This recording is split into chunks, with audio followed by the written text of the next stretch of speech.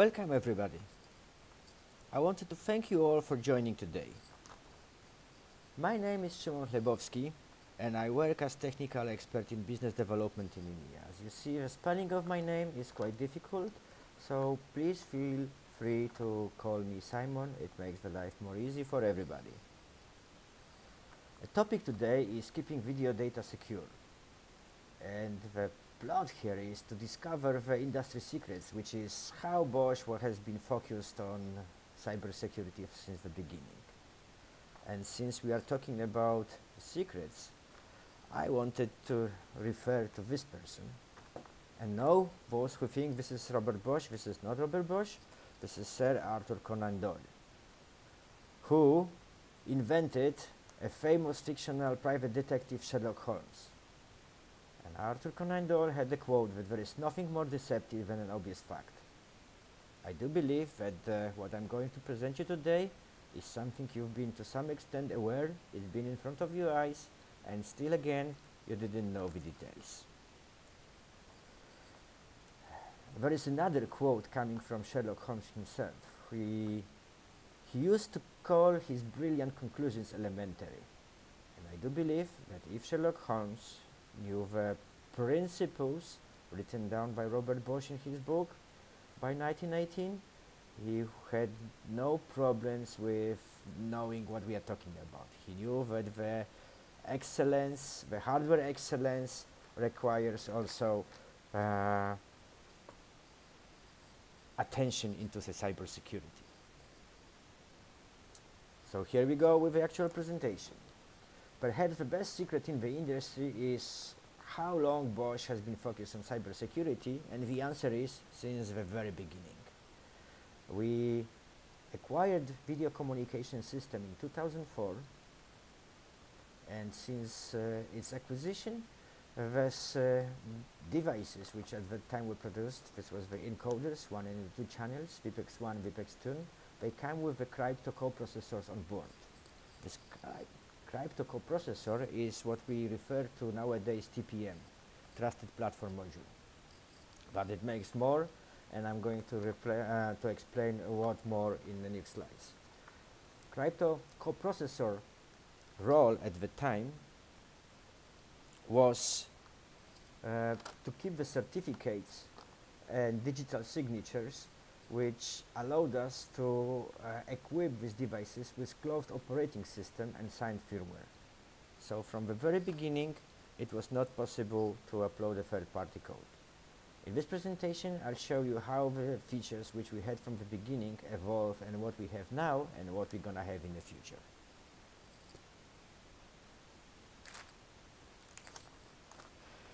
So, since the very beginning, we had a closed proprietary operating system which doesn't allow any third-party applications or code to be executed.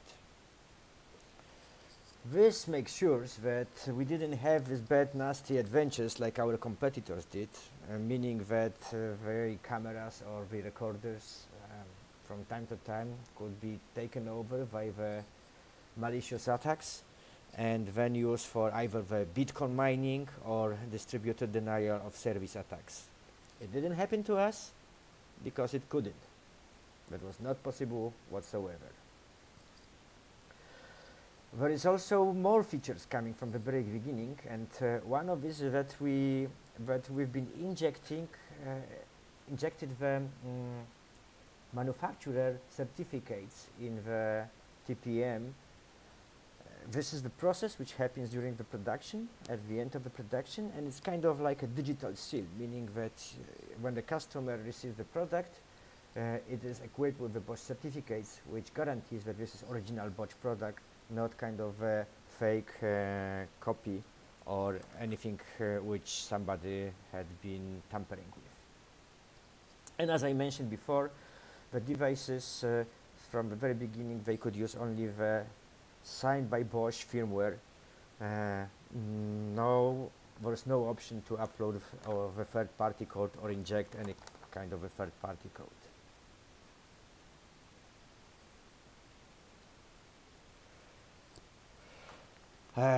In late 2017, as the cyber security threats grew, we introduced two-factor authentication firmware signature.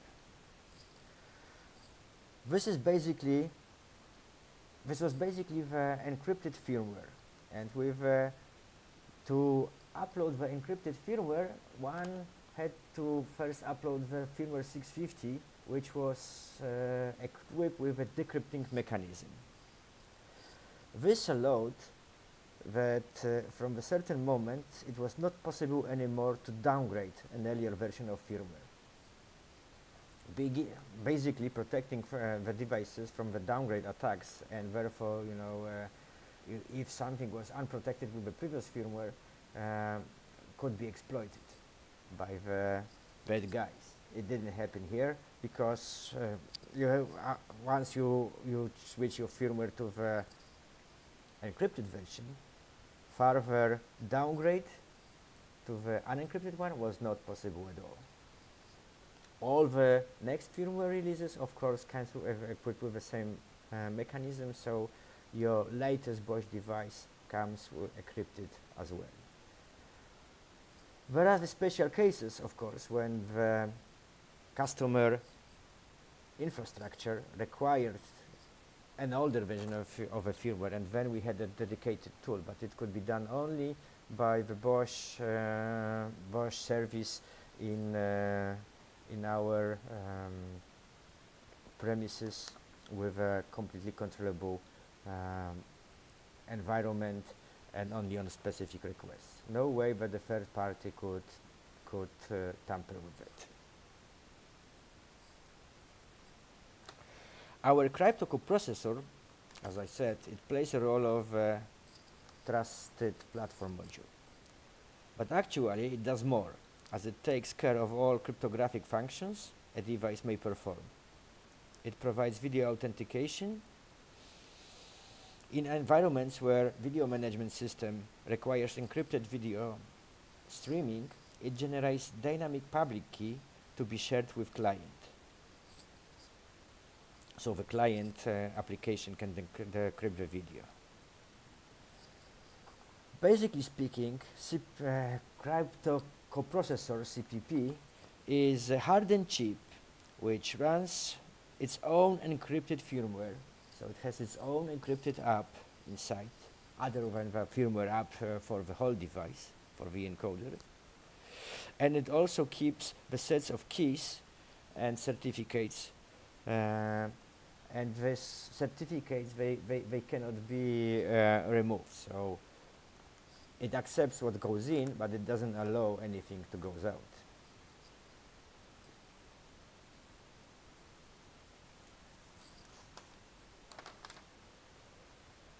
This is, however, not the only security mechanism in place. We require service-level passwords, complex ones, since 2017. And even earlier, we implemented protective measures against brute force attacks. All these measures together are very effective. If you, most probably you're not aware that Bosch has this sort of brute force firewall mechanism, which basically blocks the IP address within 20 seconds if it provides within this 20 seconds 3 times the wrong password. So think of it. We enforce 8 characters passwords. There is 128 characters in ASCII character set. So 128 to power 8 gives us about 72 quadrillions of permutations, while in the typical C-class network you can have only 254 IP addresses, or about 65,000 addresses in the B-class network. As you see, there is pretty much big chance that the vicious attacker will run out of the IP addresses much sooner before cracking the password. Since 2014, we have a freedom to configure ports and encryption in cameras. These features keep on changing as the development goes on. So this is the screenshot of the latest version of our firmware. And let me focus on 3 specifics. First of all, TLS, Transport Layer Security. We support TLS version 1.0, 1.1 and 1.2. Why we also have a 1.0.1.1? For all the legacy installations when the customer infrastructure do not support the latest security modes.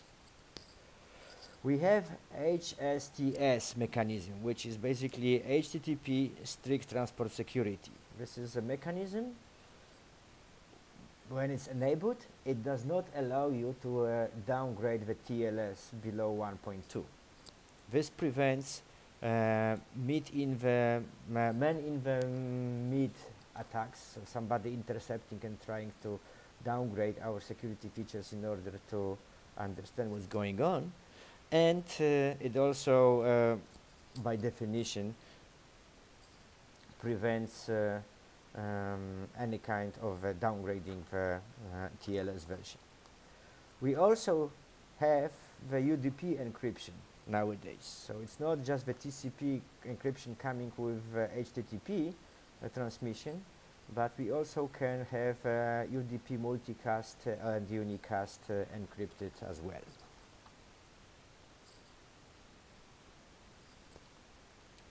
What you see now is a security grade page of the configuration manager.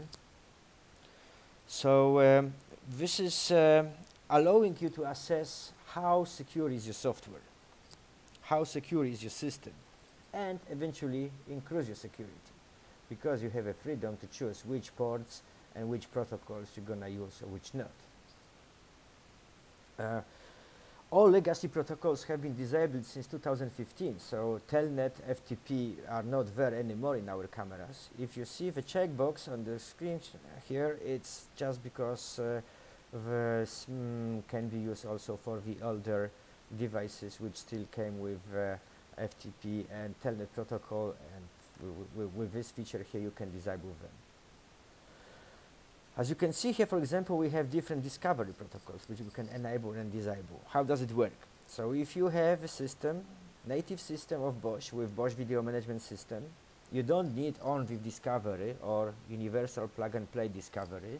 What you need is the RCP Plus discovery, because Bosch devices and Bosch VMS, they both talk the same native language, RCP Plus, making your system more secure. If you use, for example, Genetec, which is applying the Bosch Video SDK, then you can keep the RCP Plus discovery, Genetec can talk that, but you can enable RTSP, real-time streaming protocol, as Genetec makes a use of this one. If you have, for example, milestone infrastructure, then you're not going to use RCP Plus discovery, but you will select instead on-with discovery. So as you can see with this feature here, you can adjust to your environment and disable the ports which you don't use, which is more or less like keeping the shut doors which you don't use.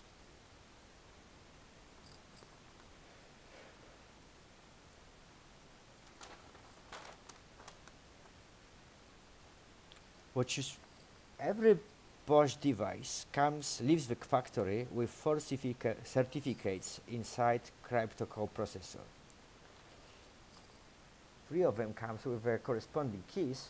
One is there for different reasons. So we have a LAN encryption certificate, and this works with the edge recording. So if you have local SD card recording, or you have some direct-to iSCSI recording, you can encrypt that using this certificate.